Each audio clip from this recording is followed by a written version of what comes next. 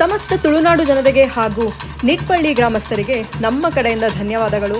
ನಮಗೆ ಇಂಥ ದೈವಾರಾಧನೆಯನ್ನು ನೋಡೋದಕ್ಕೆ ಅವಕಾಶ ಮಾಡಿಕೊಟ್ಟಿದ್ದೀರಾ. ಹಲೋ ಟ್ರಾವೆಲೋರೀಸ್, ನಿಮಗೆಲ್ಲ ಮತ್ತೊಮ್ಮೆ ಟ್ರಾವೆಲೋರೀಸ್ಗೆ ಸ್ವಾಗತ, ಸುಸ್ವಾಗತ.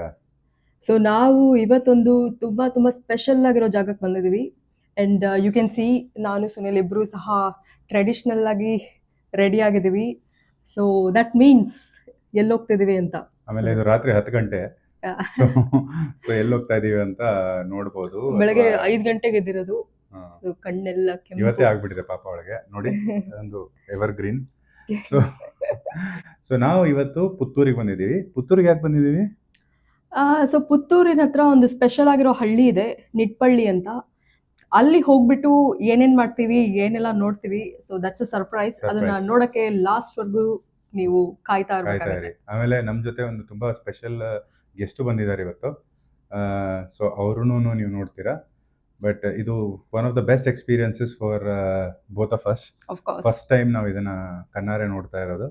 ಏನಂತ ನೀವು ಯೋಚನೆ ಮಾಡ್ತಾ ಇರಿ, ನಾವು ತೋರಿಸ್ತಾ ಇರ್ತೀವಿ. ಸೊ ನಾವೆಲ್ಲ ಅವಾಗ ಹೇಳ್ದಂಗೆ ಸರ್ಪ್ರೈಸ್ ಏನು ಅಂದ್ರೆ, ನಾವು 6 ಜನ. So you all know Ravi, the world traveller, our mentor, our friend. So ಇವ್ರ ಜೊತೆ we have Rao, we have Harsh and we have Vinay. So all part of India. So we are ಹೋಗಿ ದೈವಕೋಲ ನೋಡೋಕ್ಕೆ ಫಸ್ಟ್ ಟೈಮ್ ನಾವು ಪುತ್ತೂರಿಗೆ ಬಂದಿದ್ದೀವಿ. ಸೊ ಬನ್ನಿ, ಎಕ್ಸ್ಪೀರಿಯನ್ಸ್ ಯಾವ ಥರ ಇರುತ್ತೆ ಅನ್ನೋದು ಇವ್ರಿಗೆಲ್ಲ ಜೊತೆ ಎಕ್ಸ್ಪೀರಿಯನ್ಸ್ ಮಾಡೋದು. ಸೊ ಕರ್ನಾಟಕದಿಂದ ವೀಕ್ಷಿಸುತ್ತಿರುವ ಎಲ್ಲರಿಗೂ ನಮ್ಮ ಚಾನೆಲ್ಗೆ ಸುಸ್ವಾಗತ. ನೋಡಿ ಎಷ್ಟು ಚೆನ್ನಾಗಿ ಮಾತಾಡ್ತಾರೆ ನಮ್ಮವರು. ಎಲ್ಲರಿಗೂ ನಮಸ್ಕಾರ. ಎಲ್ಲರಿಗೂ ನಮಸ್ಕಾರ. ಸೊ ಡೆಲ್ಲಿ ಗೈ ಸೇಯಿಂಗ್ ಕನ್ನಡ. ಎವ್ರಿವನ್ ಸೇ ಎಲ್ಲರಿಗೂ ನಮಸ್ಕಾರ. ಎಲ್ಲರಿಗೂ ನಮಸ್ಕಾರ. ಬನ್ನಿ ಹೋಗೋಣ. ದೈವಗಳು ನೆಲೆಸಿರುವಂತಹ ನಮ್ಮ ತುಳುನಾಡಿನ ಭೂಮಿನ ದೈವ ಭೂಮಿ ಅಂತಾನೆ ಹೇಳಬಹುದು. ಇಲ್ಲಿ ನಡೆಯುವಂತಹ ದೈವಾರಾಧನೆ ನೇಮೋತ್ಸವಗಳನ್ನ ಮೊದಲನೇ ಬಾರಿ ನೋಡೋದಕ್ಕೆ ಅಂತ ನಾವು ಹಾಗೂ ನಮ್ಮ ಗೆಳೆಯರ ತಂಡ ಮೊದಲನೇ ಬಾರಿಗೆ ಪುತ್ತೂರಿನ ನಿಡ್ಪಳ್ಳಿ ಅನ್ನುವಂತಹ ಗ್ರಾಮಕ್ಕೆ ಬಂದಿದ್ದೇವೆ. ದೈವಾರಾಧನೆ ಈಗಾಗಲೇ ಶುರು ಆಗ್ಬಿಟ್ಟಿತ್ತು. ನಾವು ಇಲ್ಲಿಗೆ ತಲುಪಿದ್ದು ಸ್ವಲ್ಪ ತಡ ಆಯಿತು. ಆದರೂ ಸಹ ಅಲ್ಲಿನ ವೈಭವವಾಗಿ ನಡೀತಿರುವಂತಹ ದೈವಾರಾಧನೆ ನಮಗಂತೂ ತುಂಬಾನೇ ಸಿಕ್ಕಾಪಟ್ಟೆ ರೋಮಾಂಚನ ಅಂತ ಅನ್ನಿಸ್ತು. ಮೊದಲು ದೈವ ದೇವಸ್ಥಾನದ ಹತ್ತಿರದಿಂದ ಶುರು ಮಾಡಬೇಕಾಗತ್ತೆ. ಸೊ ಇಲ್ಲಿಂದ ದೈವಕ್ಕೆ ಪೂಜೆ ಎಲ್ಲ ಸಲ್ಲಿಸಿ ಎಲ್ಲ ಮಾಡಿ, ಇಲ್ಲಿಂದ ಊರಿನ ತುಂಬಾ ಮೆರವಣಿಗೆ ಮಾಡಿಸ್ಕೊಂಡು ದೈವನ ಸ್ಟೇಜ್ ಹತ್ರ ಕರ್ಕೊಂಡು ಹೋಗ್ಲಾಗತ್ತೆ. ನಾವು ಫಸ್ಟ್ ಟೈಮ್ ದೈವಾರಾಧನೆನ ಇಷ್ಟು ಹತ್ತಿರದಿಂದ ನೋಡ್ತಾ ಇರೋದು. ಆ ವಾದ್ಯದ ಸೌಂಡ್ ಇರಬಹುದು ಬ್ಯಾಕ್ಗ್ರೌಂಡಲ್ಲಿ, ಆ್ಯಂಡ್ ಅಲ್ಲಿನ ಸುತ್ತಲಿನ ವೈಬ್ಸ್ ಇರಬಹುದು. ಎಲ್ಲರೂ ಏನಂತಂದರೆ ಅಷ್ಟು ಭಕ್ತಿಯಿಂದ, ಅಷ್ಟು ಸೈಲೆಂಟಾಗಿ ದೈವನ ವೀಕ್ಷಿಸ್ತಾ ಇರ್ತಾರೆ. ವೈಬ್ಸು, ಓರಾ ಅಂತ ಹೇಳ್ತಾರಲ್ಲ, ಅದು ಅಲ್ಲಿ ಅನುಭವಿಸಿದ್ರೆ ಅಷ್ಟೇ ಗೊತ್ತಾಗೋದು ನಮಗೆ. ನಮ್ಮ ಫ್ರೆಂಡ್ಸು US ಇಂದ, ಡೆಲ್ಲಿಯಿಂದ ಎಲ್ಲ ಬಂದಿದ್ದರು. ಅವ್ರಿಗೂ ಸಹ ಇದು ಸಖತ್ ಎಕ್ಸೈಟ್ಮೆಂಟ್ ಅಂತಲೇ ಹೇಳ್ಬೋದು. ಈಗ ತುಂಬಾ ಕಾಂತಾರದ ಬಗ್ಗೆ ಎಲ್ಲರಿಗೂ ತುಂಬ ಕ್ಯೂರಿಯಾಸಿಟಿ ಇತ್ತು. ಅದರಿಂದ ಅವರು ಅಷ್ಟು ದೂರದಿಂದ ದೈವವನ್ನು ನೋಡೋದಕ್ಕೆ ಅಂತಹ ನಿಡ್ಪಳ್ಳಿವರೆಗೂ ಬಂದಿದ್ರು. ಈಗ ಪಿಲಿ ದೈವದ ಮುಖವಾಡವನ್ನು ಧರಿಸಿ ಇಲ್ಲಿಂದ ಮೆರವಣಿಗೆ ಹೋಗಲಾಗುತ್ತೆ. ಪಿಲಿ ದೈವದ ಮುಖವಾಡ ಹಾಕಿದ ನಂತರ ಅಂತೂ ನನಗಂತೂ ಒಂದು ನರಸಿಂಹಾವತಾರನೇ ನನ್ನ ಮುಂದೆ ಬಂದಿದೆ ಅನ್ನೋ ತರಹ ಒಂದು ಫೀಲಿಂಗ್ ಬಂತು. ಸಿಕ್ಕಾಪಟ್ಟೆ ಭಕ್ತಿ ಇಲ್ಲಿ, ಸಿಕ್ಕಾಪಟ್ಟೆ ವೈಬ್ಸ್ ಅಂತಲೇ ಹೇಳ್ಬೋದು. ನನಗೆ ಎಕ್ಸ್ಪ್ಲೈನ್ ಮಾಡೋಕ್ಕೆ ಅಕ್ಷರಗಳೇ ಸಾಲ್ತಾ ಇಲ್ಲ, ಅಷ್ಟು ಒಳ್ಳೆ ವೈಬ್ಸ್ ಇಲ್ಲಿ. ಪಿಲಿ ದೈವವನ್ನು ಈಗ ಹುಲಿಯ ಮೇಲೆ ಕುಳಿಸ್ಕೊಂಡು ಇಲ್ಲಿಂದ ಮೆರವಣಿಗೆ ಮಾಡಲಾಗತ್ತೆ. ಇದನ್ನು ನೋಡೋದಕ್ಕೆ 2 ಕಣ್ಣು ಸಾಲದು ಅಂತಲೇ ಹೇಳ್ತೀನಿ. ಸೊ ಜೀವನದಲ್ಲಿ ಎಲ್ಲರೂ ಒಂದೇ ಒಂದು ಸರಿ ಆದ್ರೂ ದೈವಾರಾಧನೆನ ಹತ್ತಿರದಿಂದ ಹೋಗಿ ಅನುಭವಿಸ್ಲೇಬೇಕು. ಹುಲಿ ತೇರು ರೆಡಿಯಾಗಿದೆ. ಪಿಲಿ ದೈವ ಹುಲಿ ತೇರಲ್ಲಿ ಕೂತ್ಕೊಂಡಾದ್ಮೇಲೆ ಊರಿನ ಜನರೆಲ್ಲನೂ ಅದರ ಹಗ್ಗವನ್ನು ಹಿಡ್ಕೊಂಡು ತೇರನ್ನು ಎಳ್ಕೊಳ್ತಾ ಮುಂದುವರಿಸ್ತಾರೆ. ಊರಿನ ತುಂಬ ಮೆರವಣಿಗೆ ನಡೆಯುತ್ತೆ. ಆ್ಯಂಡ್ ಅದನ್ನು ಎಷ್ಟು ಖುಷಿಯಾಗಿ ಅದನ್ನು ಸೆಲೆಬ್ರೇಟ್ ಮಾಡ್ತಾರೆ ಅಂತ ನೋಡ್ಬೋದು. ದೀಪಗಳು, ಹಾಗೆ ದಾರಿಯುದ್ದಕ್ಕೂ ರಂಗೋಲಿ ಹಾಕಿರ್ತಾರೆ, ಪಟಾಕಿಗಳು ಹೊಡಿತಾ ಇರ್ತಾರೆ. ಸೊ ಇದೊಂದು ಅದ್ಭುತವಾಗಿರುವಂತಹ ಮೆರವಣಿಗೆ. ನನಗಂತೂ ಅದನ್ನು ನೋಡಿ ತುಂಬಾ ಭಕ್ತಿ ಬಂತು. ನಾವೀಗ ಮೇನ್ ಜಾಗ, ನೇಮೋತ್ಸವ ನಡೆಯುವಂತಹ ಸ್ಥಳಕ್ಕೆ ಬಂದಿದ್ದೇವೆ. ಎಷ್ಟು ಚೆನ್ನಾಗಿ ಅಲಂಕೃತವಾಗಿದೆ ಈ ಜಾಗ ಅಂತಂದರೆ ಅಷ್ಟು ಬ್ಯೂಟಿಫುಲ್ ಆಗಿದೆ. ಆ್ಯಂಡ್ ಇಲ್ಲಿ ಎಲ್ಲ ದೈವಗಳ ನೇಮೋತ್ಸವ ಇದೇ ಜಾಗದಲ್ಲಿ ನಡೆಯುತ್ತೆ. ಏನಿದು ದೈವಾರಾಧನೆ? ದೈವಾರಾಧನೆ ಏನಕ್ಕೆ ಮಾಡ್ತಾರೆ? ಈ ನೇಮೋತ್ಸವಗಳು ಅಂತಂದ್ರೆ ಏನು? ಇವರು ನಂಬುವಂತಹ ದೇವತೆಗಳು ಯಾರು? ಯಾರು ಈ ದೇವರುಗಳು? ಅದೆಲ್ಲನೂ ನಾನು ಸ್ವಲ್ಪ ಹುಡುಕ್ತಾ ಹೋದವಾಗ ರಿಸರ್ಚ್ ಮಾಡಿದವಾಗ ನನಗೆ ಏನು ಗೊತ್ತಾಯಿತು ಅಂತಂದರೆ, ಅನೇಕ ಅಂದರೆ ಶತಮಾನಗಳಷ್ಟು ಹಿಂದಿನ ಕಾಲದಲ್ಲಿ ಈ ದುಷ್ಟ ಶಕ್ತಿಗಳು ಅಂತ ಏನು ಹೇಳ್ಬೋದು, ಅವುಗಳು ಅಥವಾ ಸಿಕ್ಕಾಪಟ್ಟೆ ಆಗ್ತಿದ್ದಂತಹ ಅನ್ಯಾಯಗಳು ಅಥವಾ ಮೇಲು ಕೀಳು ಅನ್ನುವಂತಹ ಅನ್ಯಾಯ ಅದೆಲ್ಲ ಏನಿತ್ತಲ್ಲ ಅದರ ವಿರುದ್ಧ ಹೋರಾಟ ನಡೀತಂತೆ. ಮತ್ತು ಈ ಹೋರಾಟ ಮಾಡಿದಂಥವರು ದೈವತ್ವಕ್ಕೆ ಏರಿದ್ರಂತೆ, ಅಂತಂದರೆ ಅವರು ದೈವವಾಗಿ ಬದಲಾಗಿದ್ರಂತೆ. ಹಾಗೆಯೇ ಇನ್ನೊಂದೇನು ಹೇಳ್ತಾರೆ ಅಂತಂದರೆ, ಶಿವನ ಗಣ ಏನಿದೆ ಅಲ್ಲ, ಸೊ ಆ ಗಣಗಳೇ ಈ ದೈವಗಳು ಅಂತಲೂ ಸಹ ಹೇಳ್ತಾರೆ. ಸೊ ಅಂದರೆ ಎಂಡ್ ಆಫ್ ದ ಡೇ ಏನಂತಂದರೆ, ದೈವ ಮಾಡುವಂತಹ ಕೆಲಸ ಏನು ಅಂತಂದರೆ ಅನ್ಯಾಯದ ವಿರುದ್ಧ ಹೋರಾಟ ಮಾಡೋದಿರಬಹುದು, ಅಥವಾ ತಪ್ಪು ಮಾಡ್ತಿರೋರನ್ನ ಸರಿ ದಾರಿಗೆ ತರೋದಿರಬಹುದು, ಅಥವಾ ಜನಕ್ಕೆ ಒಳ್ಳೆಯ ವಿಷಯಗಳನ್ನು ತಲುಪಿಸೋದಿರ್ಬೋದು, ಹಾಗೆಯೇ ಒಳ್ಳೆಯ ಆಶೀರ್ವಾದ ಮಾಡೋದಿರ್ಬೋದು. ಸೊ ಇದೇ ದೈವಾರಾಧನೆ ನೇಮೋತ್ಸವದಿಂದ ನಾವು ಪಡ್ಕೊಳ್ಬಹುದಾಗಿರುವಂಥದ್ದು. ನೇಮೋತ್ಸವದಲ್ಲಿ ಸಾಕ್ಷಾತ್ ದೇವರೇನೆ ಆವಾಹನೆ ಆಗಿರುತ್ತೆ.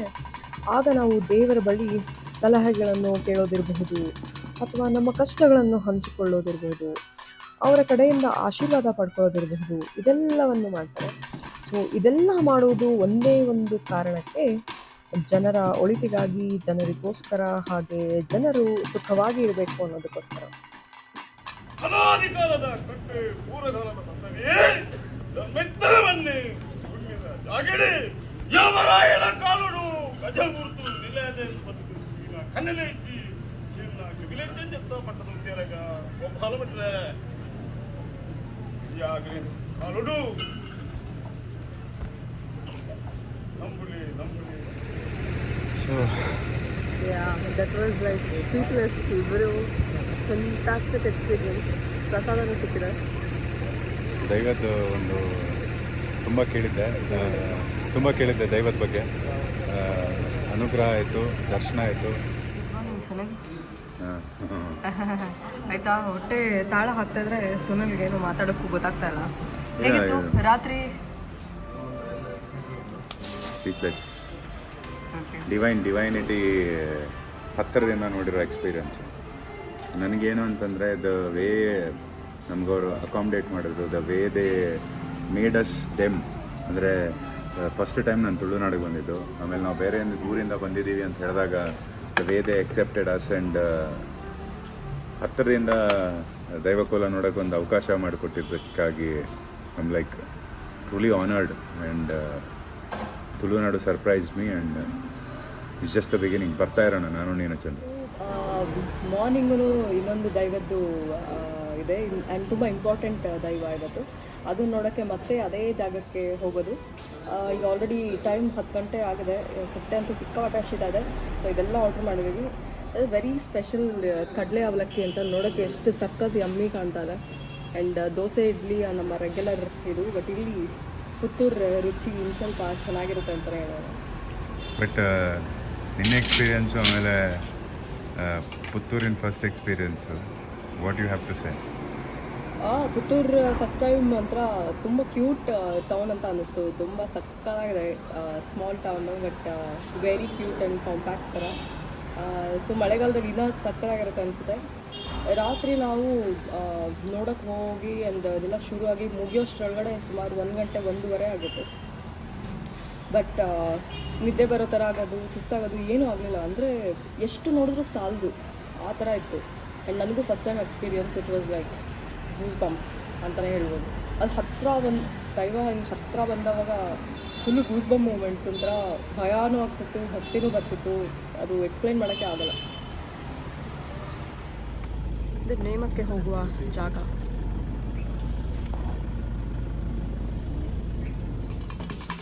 ನಾವೀಗ ಅದೇ ಜಾಗಕ್ಕೆ ಬಂದಿದ್ದೀವಿ.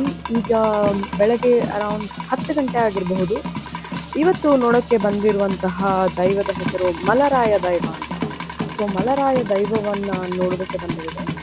ಹೇಗೆ ಇದು ಸ್ಟೆಪ್ ಬೈ ಸ್ಟೆಪ್ ಅವರು ಒಂದೊಂದೇ ಉಡುಪುಗಳನ್ನು ಧರಿಸ್ತಾರೆ. ಹಾಗೆ ಕೊನೆಗೆ ಮುಖವಾಡವನ್ನು ಧರಿಸ್ಕೊಂಡು ಹೇಗೆ ದೈವಾರಾಧನೆ ಆಗುತ್ತೆ ಅಂತ ನೋಡಕ್ಕೆ ಬಂದಿದ್ದೀವಿ.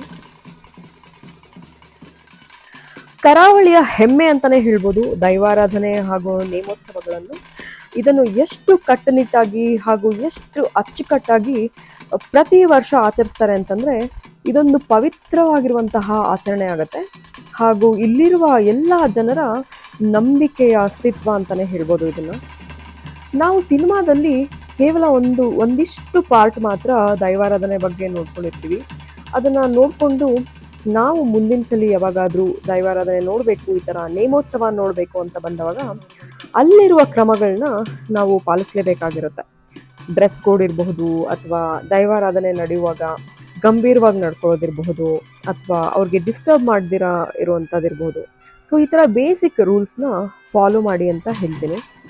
ನಾನು ಆಗಲೇ ಮೆನ್ಷನ್ ಮಾಡ್ದಂಗೆ ಇದು ಪ್ರಕೃತಿಗೆ ಸಂಬಂಧಿಸಿರೋದು. ಆದ್ದರಿಂದ ನಾವು ದೈವ ನರ್ತಕರ ಎಲ್ಲ ಉಡುಪುಗಳನ್ನು ನೋಡಬಹುದು. ಇದು ಬಾಳೆಯ ಕಂಬದಿಂದ ಮಾಡಿರುವಂತಹ ಡ್ರೆಸ್ ಅಂತಲೇ ಹೇಳ್ಬೋದು. ಹಾಗೆಯೇ ಸುತ್ತಮುತ್ತಲಿನ ಅಲಂಕಾರ ಸಹ ತೆಂಗಿನಕಾಯಿ, ಅಡಿಕೆ, ಬಾಳೆ ಹೀಗೆ ಇದರಿಂದನೇ ಅಲಂಕಾರ ಮಾಡಲಾಗುತ್ತೆ.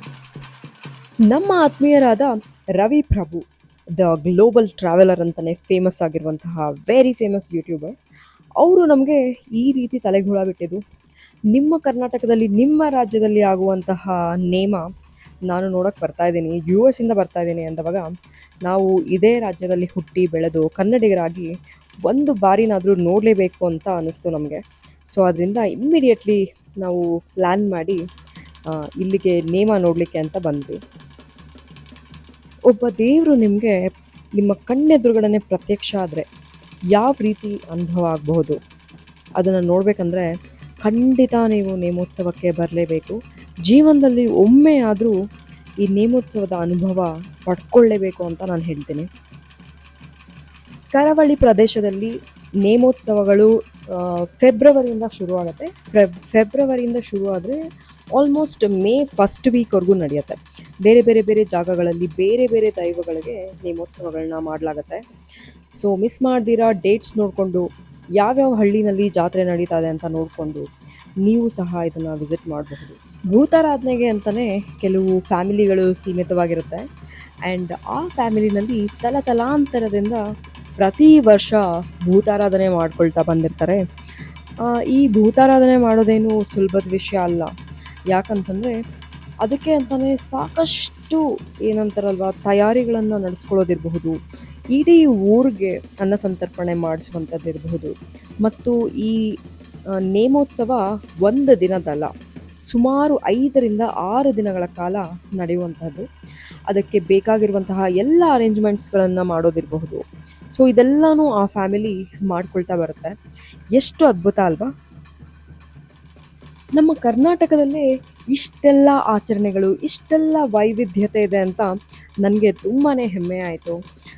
ನನಗೆ ದೈವಾರಾಧನೆ ನೋಡ್ತಾ ಇದ್ದರೆ ಮೈಯೆಲ್ಲ ರೋಮಾಂಚನ ಆಗೋದು ಅಷ್ಟೇ ಅಲ್ದಿರ ಕರ್ನಾಟಕದಲ್ಲಿ ಹುಟ್ಟಿರೋದಕ್ಕೆ ತುಂಬಾ ಹೆಮ್ಮೆ ಅಂತಲೇ ಅನ್ನಿಸ್ತು. ಭಕ್ತಿ ಪರವಶ ಅಂತ ಹೇಳ್ತಾರಲ್ಲ, ಅದನ್ನು ನಾನು ಕಣ್ಣಿಗೆ ಕಟ್ಟದಂಗೆ ನೋಡಿದ್ದು ಇಲ್ಲೇ ಅಂತ ಹೇಳ್ಬೋದು. ಅಲ್ಲಿನ ವಾದ್ಯ, ದೈವ ನರ್ತಕರು, ಸುತ್ತ ಆರಾಧಿಸುವಂತಹ ಜನರು, ಅಪ್ಪಪ್ಪಪ್ಪ ಇದನ್ನೆಲ್ಲ ಹೇಳ್ತಾ ಇದ್ರೆ ಅಂತೂ ಖಂಡಿತ ಇಡೀ ದಿನ ಮುಗಿಯೋದಿಲ್ಲ. ಸೊ ಒಮ್ಮೆ ಆದರೂ ಲೈಫಲ್ಲಿ ಹೋಗಿ ಎಕ್ಸ್ಪೀರಿಯನ್ಸ್ ಮಾಡಿ. ಇದನ್ನು ದೈವದ ಮನೆ ಅಂತಾರೆ. ಎಷ್ಟು ಬ್ಯೂಟಿಫುಲ್ ಆಗಿದೆ, ಸೇಮ್ ಲೈಕ್ ಮೂವಿ ಸೆಟಪ್. ಕಾಡಿನ ಮಧ್ಯೆ ಇದು ಮನೆ, ದೈವದ ಮನೆ. ಇಲ್ಲಿ ನಮಗೆ ಊಟಕ್ಕೆ ಅರೇಂಜ್ ಮಾಡಿದ್ದಾರೆ. ಊಟ ಎಲೆ ಈ ಕಡೆ ತಿರುಗಿಸ್ಬೇಕಾ, ಲೆಫ್ಟ್ ಸೈಡಾ ರೈಟ್ ಸೈಡಾ ಅನ್ನೋದೇ ದೊಡ್ಡ ಕನ್ಫ್ಯೂಷನ್ನು ನಮ್ಮ ಸುನಿಲ್ ಅವ್ರಿಗೆ. ಸೊ ಇಲ್ಲಿ ಸ್ಪೆಷಲಾಗಿ ನೋಡಿ, ಸುಳಿ ಈ ಕಡೆ ಆಪೋಸಿಟ್ ಹೋಗೋ ಥರ ಎಲೆ ಹಾಕಿರ್ತಾರೆ.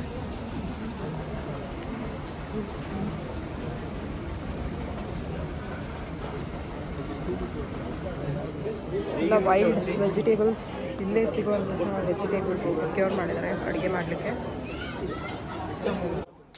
ಸಾಂಬಾರು, ಸೌತೆಕಾಯಿ, ಕಂದಗಡ್ಡೆ, ಅಡಿಕೆ, ಮೆಣಸಿನ್ಕಾಯಿ, ಹೀರೆಕಾಯಿ. ಅಪ್ಪ, ನಾವೀಗ ಹೊರಟಿದ್ದೇವೆ ಕೇರಳದ ಕಡೆಗೆ. ನಾವೀಗ ಕರ್ನಾಟಕದ ಬಾರ್ಡರ್, ಇದು ಇಲ್ಲಿ ಏನು ಬ್ರಿಡ್ಜ್ ಕಾಣ್ತದೆ ಇದು ಕರ್ನಾಟಕದ ಬಾರ್ಡರ್. ಆ ಕಡೆ ಎಲ್ಲ ಪೂರ್ತಿ ಕರ್ನಾಟಕ ಆ್ಯಂಡ್ ಇಲ್ಲಿಂದ ಕೇರಳ ಸ್ಟಾರ್ಟ್ ಆಗುತ್ತೆ. ಇಲ್ಲೊಂದು ಚೆಕ್ ಪೋಸ್ಟ್ ಸಹ ಇದೆ, ಅಲ್ಲಿ ಬೋರ್ಡ್ ನೋಡ್ಬೋದು. ಇದು ನಮ್ಮ ಕಾರ್. ನಾವೀಗ ದೈವಕೊಳ್ಳ ಮುಗಿಸಿ ಮುಂದಿನ ವಿಡಿಯೋನಲ್ಲಿ ಇನ್ನೊಂದು ಸರ್ಪ್ರೈಸ್ ನಿಮಗೆ ಕಾದಿದೆ. ನಾವು ಹೋಗ್ತಾ ಇರೋದು ಕೇರಳ. ಇದೇ ರೀತಿ ಟ್ರಾವೆಲ್ ಓರೀಸ್ನ ನೋಡ್ತಾ ಇರಿ. ಮುಂದಿನ ವಿಡಿಯೋ ತನಕ ನಮಸ್ಕಾರ.